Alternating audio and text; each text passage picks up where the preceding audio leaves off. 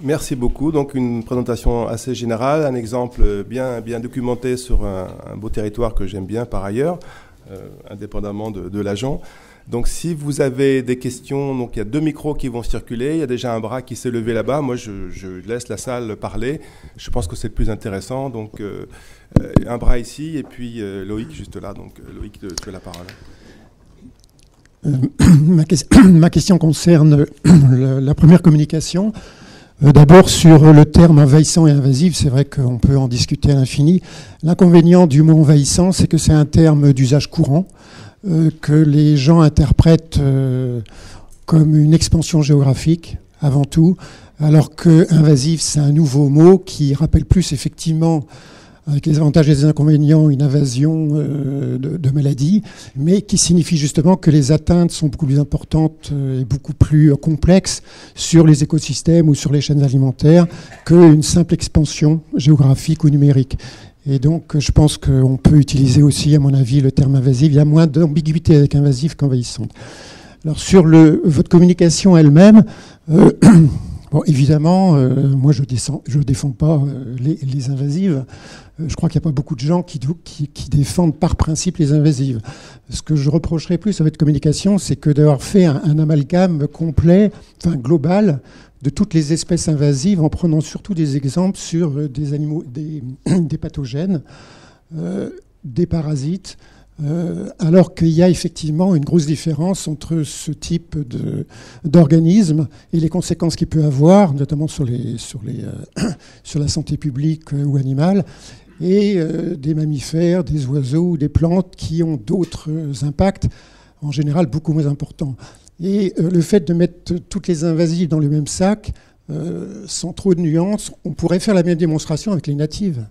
Il y a autant d'exemples de problèmes pathologiques avec des espèces qui sont natives. Et bon, il y a un débat parmi les scientifiques, justement, pour savoir s'il n'y a pas des espèces natives qui sont aussi envahissantes ou invasives. Ça existe, les tourneaux, le cormoran pour certains, qui sont des animaux pour rester simplement sur les oiseaux, mais il y a bien d'autres cas où des modifications justement des écosystèmes entraînées par l'homme entraînent justement ces explosions démographiques avec des conséquences aussi sur les écosystèmes d'espèces qui sont pourtant natives. Donc moi je plaide plus pour une approche plus nuancée au cas par cas. Je ne suis pas le seul, pour voir les avantages et les inconvénients de chaque espèce. Alors, il y a des espèces, évidemment, là, une majorité... Il faut laisser un petit peu de temps pour la réponse aussi, Loïc. Oui. Hein. N'oublie pas ça. Hein. Non, je termine.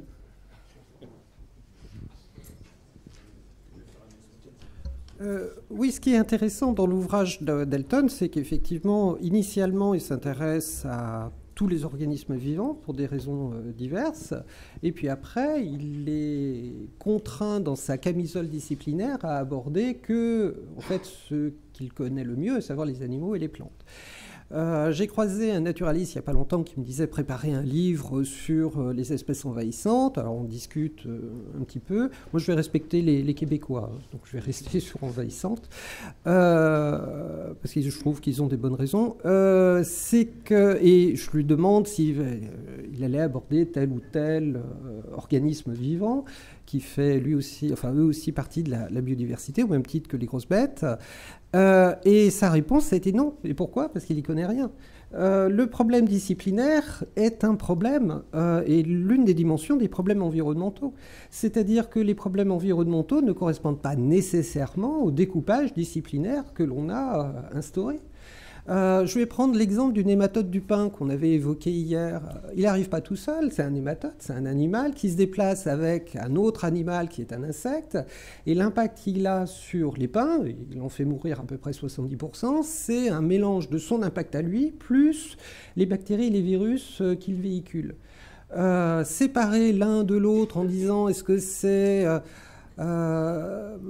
pareil, enfin, ça me paraît être une restriction aussi pour une autre raison qui n'est pas simplement que biologique, qui est une raison, je dirais, les mécanismes de diffusion de ces espèces envahissantes ou pathogènes sont exactement les mêmes. Ce sont les activités humaines et l'absence à peu près totale de régulation de ces activités humaines. Quand je parle de la globalisation libérale des échanges, c'est parce que c'est les marchandises ont grosso modo, enfin l'économie a grosso modo tous les droits, la circulation se fait extrêmement librement et advienne que pourra des conséquences humaines, environnementales, sociales de cette mise en place de cette circulation économique. Après, rentrer, encore une fois, dans des raisonnements du type « oui, mais au cas par cas, les choses sont plus différentes ». Forcément, au cas par cas, les choses... Mais du coup, on perd complètement la possibilité d'avoir une vision d'ensemble.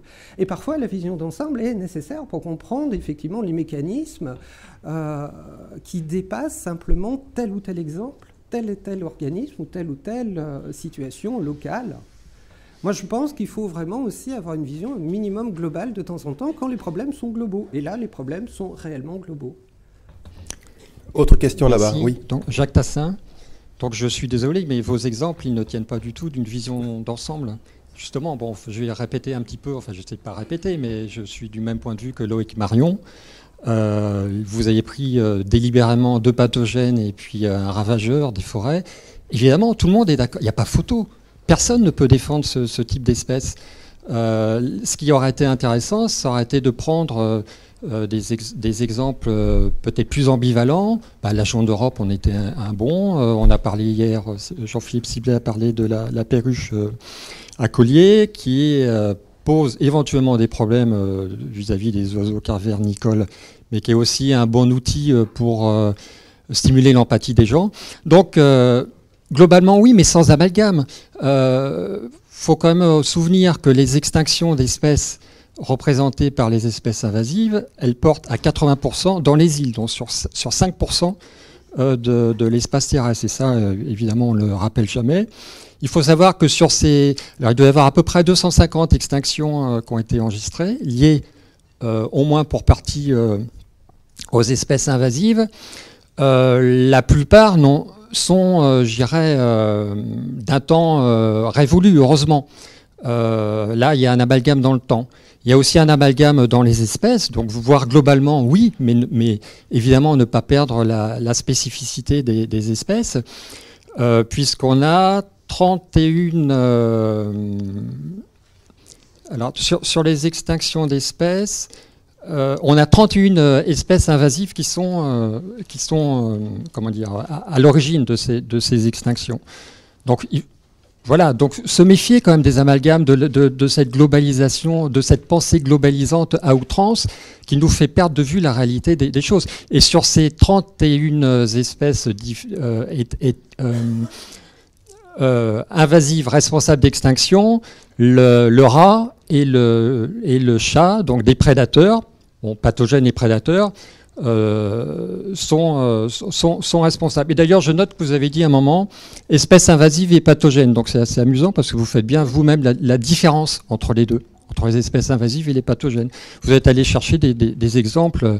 Bon, ça c'est un effet de rhétorique, mais enfin c'est pas très percutant, quoi. Si on pouvait avoir des questions plus courtes aussi pour qu'il y ait plus de questions, ça serait bien encore mieux. Ça serait encore mieux. Voilà. Merci beaucoup. Oui. Valérie, tu réponds quelque chose? Oui, tu commentes? On va répondre à la suivante. D'accord. Alors, je ne sais pas qui a le micro. Oui, j'ai le micro. Moi, j'avais juste une toute petite réflexion et une question pour la deuxième intervenante. Donc, la réflexion sur les invasives aussi, c'est quand même que les espèces invasives posent des problèmes. On peut discuter à l'infini là-dessus, mais il y a une réalité. J'aurais donné une chose qui n'a pas été dite et qui me semble intéressante. Il y a des travaux de recherche très intéressants en ce moment pour voir si certaines espèces n'arrivent pas régulièrement dans le passé, je parle de millions d'années cette fois, sous forme d'invasives. Et on a plein d'espèces dans la flore française qui sont peut-être bien arrivées sous forme d'invasives et qui sont aujourd'hui intégrées dans la flore locale et dont on ne parle plus du tout de l'événement d'invasion initial, quoi. Et ça, c'est quelque chose aussi qui fait réfléchir sur ce que sont les invasives et donc qui donne, si on veut, du grain à moudre pour ceux qui disent que les invasives ne sont pas si problématiques que ça, etc. Mais on s'en fiche. Le problème est, et là vous l'avez bien dit, c'est ça le vrai problème, c'est la multiplication et la rapidité auxquelles les phénomènes se passent aujourd'hui par rapport à ce qui se passait il y a 50 ans. C'est là-dessus qu'il faut discuter et c'est pas sur le fait de savoir si les invasifs sont bons ou non. Ok, maintenant j'ai fini. La deuxième question, Ma question, elle est très courte sur à l'île de la Réunion. Un facteur que vous n'avez pas évoqué, c'est est-ce que le changement de perception par rapport à l'ajon, l'évolution de la perception, n'est pas lié quand même aussi, là encore, à un phénomène très fort à La Réunion, qui est le changement d'usage des sols, la pression énorme sur l'urbain, qui fait que cette espèce qui est liée aux friches, parce que c'est une espèce de milieu un peu ouvert, etc., les friches à La Réunion sont quelque chose qui est récemment devenu à abolir parce qu'on a trop besoin de foncier. Le foncier a explosé en valeur à La Réunion. Et donc, ça s'est accompagné d'une idée de la friche qui a changé, quoi, hein. Et est-ce que là, derrière, est-ce qu'il n'y a pas aussi quelque chose un peu de sociologique fort là-dessus, et économique? En fait, effectivement, il y a un effet important de l'usage des sols, parce que quand je crois que c'était la présentation de Raphaël Mathevet hier, qui disait bien que c'est aussi la relation entre le statut de l'espace et le statut de l'espèce. Et on est vraiment là-dedans, puisque l'ajon est aussi devenu invasif, d'autant plus fort quand le parc national a été créé, et donc il est devenu de plus en plus en opposition. Après, par rapport aux friches, finalement, le meilleur moyen de se débarrasser de l'ajon, c'est de mécaniser et de bitumer, quoi. Donc en fait, finalement, voilà. Donc finalement, les friches, c'est pas tant un problème que ça par rapport au statut de plante nuisible, puisqu'au contraire, c'est le meilleur moyen de s'en débarrasser. Par contre, quand on parle d'un élevage plus extensif, par exemple, surtout pour des éleveurs qui n'ont pas les moyens justement de mécaniser leurs prairies, alors là, c'est vraiment un problème. Mais du coup, c'est plutôt l'inverse, quoi. Mais oui. Oui, Raphaël Mathevet. En fait, j'avais plutôt des commentaires en lien avec les deux interventions. Je trouvais que ça faisait pas mal écho avec la conférence mondiale de biologie de la conservation qui s'était tenue à Montpellier en 2015, où en fait on a eu des débats évidemment de même nature. Et j'ai l'impression en fait que ici c'est assez révélateur, et je vois bien la confusion où ce débat nous mène. En fait, c'est révélateur des deux postures, c'est-à-dire à la fois on a des arrangements locaux et un besoin de traitement local avec les spécificités locales, et à la fois on a un conflit de postures sur les envahissantes. Au niveau de la Société de biologie de la conservation, donc qui est essentiellement, on va dire, anglo-saxonne, il y a vraiment un fossé entre les partisans de l'interventionnisme, de lutter contre toutes les espèces invasives, avec le modèle de l'île, de l'invasion et de tous les dégâts qu'elle a sur la biodiversité dans les îles, versus un modèle où au contraire, il faut accepter, c'est les nouveaux écosystèmes, c'est la mondialisation, c'est ainsi, allons-y. Et donc du coup là je vous renvoie à plutôt une très bonne synthèse qui était sortie dans TRI, donc une revue internationale, qui est parue, je pense que c'était Dan Simberloff qui était un des leaders de ce papier, qui fait une synthèse avec tous les spécialistes sur les espèces invasives, sur l'état du débat et des questions. Après moi je voulais revenir plutôt sur un point que vous avez mentionné, qui nous sort un petit peu de ce débat sur les nuisibles, bien que c'est sur celui de la... Je trouve qu'entre ce qu'on entend ce matin et ce qu'on a entendu également hier, en fait, vous l'avez mentionné, on voit bien que c'est pas une téléologie naturelle qui va nous permettre de nous sortir du problème. On est dans un enjeu de mondialisation. Et en même temps, je voudrais simplement souligner aussi que j'ai l'impression qu'il faudrait peut-être arrêter aussi d'opposer les vilains anthropocentristes avec les gentils et les altruistes biocentristes. Parce qu'en fait, toute la philosophie et les éthiques environnementales nous orientent vers du compromis, vers la question de comment on fait pour respecter le monde animal, lui trouver une place dans nos lieux de vie. Et donc je pense qu'il faut vraiment éviter, on ne réglera pas les problèmes en faisant sans cesse référence à l'anthropocentrisme. On est tous d'indécrottables anthropocentristes à différents moments de la journée, et puis des biocentristes à d'autres moments de la journée. Donc je pense qu'il faut arriver à sortir de ce débat-là, qui de toute façon nous fait que nous radicaliser dans des positions vaines et qui ne nous permettent pas d'avancer. Voilà. Alors, une réaction, c'est que ce que je constate, comment dire, je vais vous donner un exemple. Il y a un gros manuel d'écologie qui est paru il y a très peu de temps, qui fait 1600 pages chez Elsevier, enfin un gros machin, dans lequel on trouve un article de 6 pages sur la xénophobie liée au concept, à l'idée d'espèces envahissantes. Et je me suis amusé à étudier ce livre. C'est un exemple parmi d'autres, mais c'est un exemple significatif, je pense. Et j'ai cherché le mot capitalisme, j'ai cherché le mot libéralisme. Il y a 2 entrées en tout et pour tout, non pas d'articles, mais ces mots sont utilisés quelque part dans mais c'est absolument noyé. C'est-à-dire que ce qui manque dans la réflexion, ce n'est pas notre capacité d'analyser au cas par cas ou de façon générale, peu importe cette question, c'est le développement social de l'origine de ces problèmes-là. C'est-à-dire que c'est pour ça que j'ai voulu faire cette communication dans ce sens-là ce matin. C'est vraiment, on travaille sur, on est dans un processus d'invisibilité des causes pour éviter d'aborder des sujets qui fâchent. Et effectivement, ne pas aborder les questions politiques et économiques, c'est une façon d'éviter de s'engueuler durant le repas. Le problème, c'est que les problèmes posés sont issus des choix politiques et économiques. Et si je peux me permettre d'aller plus loin pendant 1 minute, est-ce que j'aurai le temps ? Alors, c'est qu'on n'est pas dans une situation, vous le sentez bien, politique, qui va vers une amélioration des dialogues, une amélioration des discussions ou de la prise en charge de ce type de problématiques.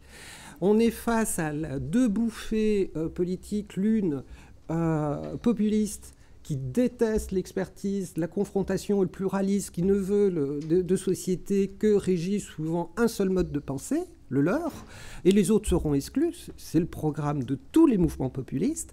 Et les libéraux, parfois on a un mélange des deux, comme avec Trump, où les libéraux, qu'est-ce que c'est ? C'est la détestation de la régulation, la détestation de la recherche. La preuve, on va fermer tous ceux qui travaillent sur le réchauffement climatique, parce que là aussi, discussion absolument impossible. Or, ce qu'on a pu gagner petitement en termes de protection de l'environnement, on peut très bien tout perdre demain. Et déjà que ça ne marche pas, franchement, ce que l'on fait, parce que là aussi, il faudrait faire le bilan, c'est qu'en matière de protection de l'environnement, depuis 40 ans, on a développé des connaissances absolument fabuleuses, on a dépensé une énergie humaine, financière absolument incroyable, les espaces sont de plus en plus vastes à être protégés, le nombre d'espèces protégées est de plus en plus important. Résultat, il reste de moins en moins, ça va vite. Oui, c'est le temps aussi. Mais l'érosion de la biodiversité se fait de façon accélérée. Il y a un moment où il faut arrêter, se dire peut-être que les problèmes sont effectivement. On reste un tout petit peu optimiste parce qu'il reste encore cet après-midi tout à l'heure. Donc on va. Merci beaucoup Valérie. J'ai une toute petite minuscule question. Il y aura une toute petite réponse et après on change de tribune. Oui, bonjour Arnaud Albert.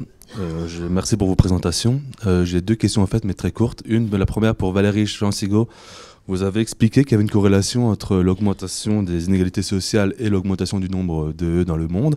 Et j'ai du mal un petit peu à voir le lien de cause à effet. Si vous pouviez un petit peu expliciter votre raisonnement. Et deuxièmement, pour la question plutôt pour Nathalie Hudeau, pour revenir un petit peu sur le terme de nuisible et un petit peu élargir le débat, là on est beaucoup en environnement, ministère de l'écologie. C'est un terme qui a été banni donc de la loi biodiversité, on l'a bien dit hier, c'est un petit peu la base de notre conversation aujourd'hui. Mais c'est un terme qui est encore très employé au ministère de la Santé, avec la loi de la modernisation du système de santé de janvier 2016, où il y a un article sur les espèces animales et végétales nuisibles à la santé humaine.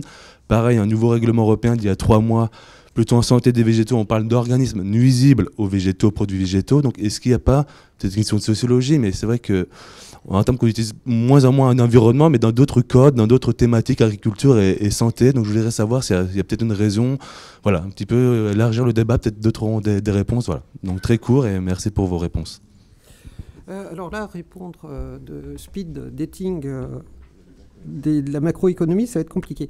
L'augmentation des espèces envahissantes peut s'expliquer par la libéralisation et l'augmentation du volume du commerce. Libéralisation par la diminution des contrôles, augmentation du volume du commerce. Volume du commerce qui induit aussi pour les sociétés, notamment en voie de développement, une augmentation de la logique industrielle des productions, qu'elles soient agricoles ou autres. C'est-à-dire on diminue le nombre de paysans pour augmenter la taille des parcelles, ce qu'on a connu en Europe ou ailleurs, et on le fait là-bas parce que effectivement un tout petit producteur n'a pas de sens dans un marché globalisé. Par contre, des très très gros producteurs ont un sens dans les marchés globalisés.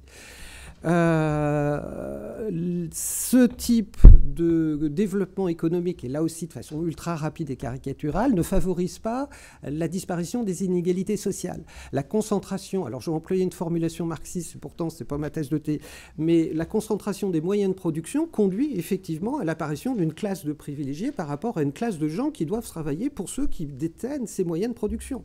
C'est un phénomène classique qui a été étudié par tous depuis très longtemps. Et ça provoque, encore une fois, ça favorise les échanges commerciaux et ça favorise également l'augmentation des inégalités sociales. L'un et l'autre se nourrissent mutuellement. Encore une fois, on ne va pas pouvoir déterminer que telle espèce introduite est liée à telle régulation au niveau de l'OMC, mais peu importe.